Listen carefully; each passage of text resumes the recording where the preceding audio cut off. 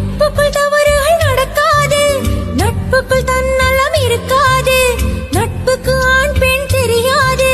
நட்பு என்னும் நூல் எடுத்து பூமியை கட்டி நீ நிறுத்து. நட்பு நட்புதான், காதல் காதல்தான், காதல் மாறலாம், நட்பு மாறுமா? காதல் ஒன்றும் தவறே இல்லை, காதலின்றி மனிதனும் இல்லை.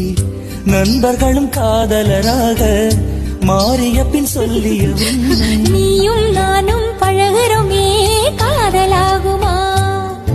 இது ஆயுள் முழு